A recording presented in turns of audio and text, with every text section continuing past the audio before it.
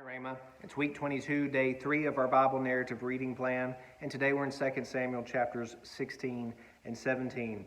David, the true king, is on the run. He's been rejected by his people, who have been won over to the side of Absalom, David's own son, who is now trying to take the kingdom away from him.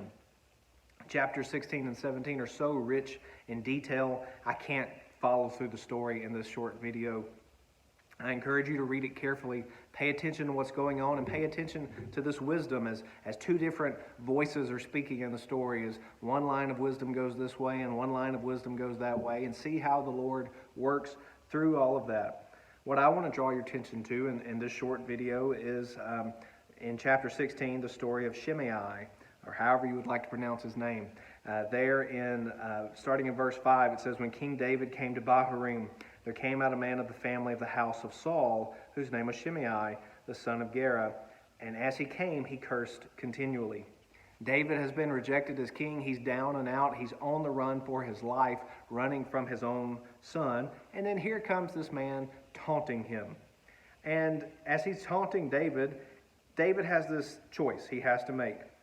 Abishai, in verse 9, wants to make the choice for David. Abishai is the son of Zeruiah. This reminds us that he's in the family of David, just as Joab is the son of Zeruiah. Zeruiah is the sister of David.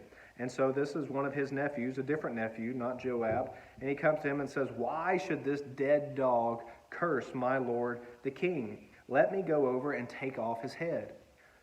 David's nephew is wanting to exact vengeance. He says, "You don't get to talk to the king this way."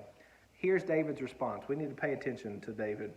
The king says, "What have I to do with this, you sons of Zeruiah? If he is cursing because the Lord has said to him, 'Curse David,' who then shall say, 'Why have you done so?' If God's told him to do it, he needs to do it, and we need to leave him alone." But David says to Abishai and to all his servants, "Look, my own son now seeks my life. How much more may this Benjaminite? Leave him alone and let him curse, for the Lord has told him to. It may be that the Lord will look on the wrong done to me, and that the Lord will repay me with good for his cursing today." Listen carefully to David's heart.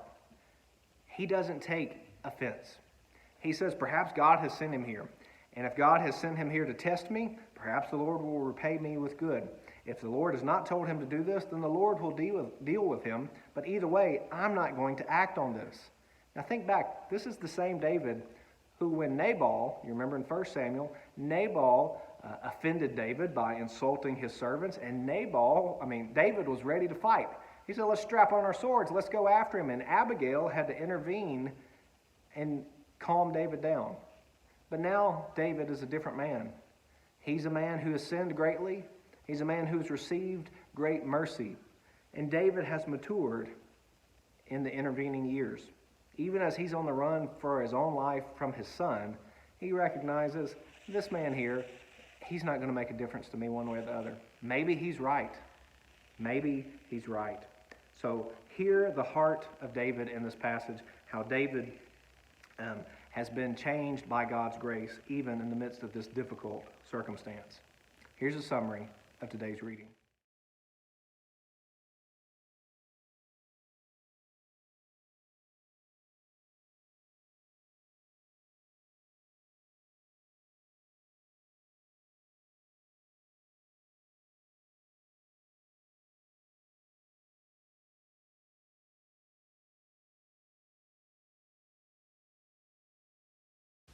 For more information, go to tunemyheart.org.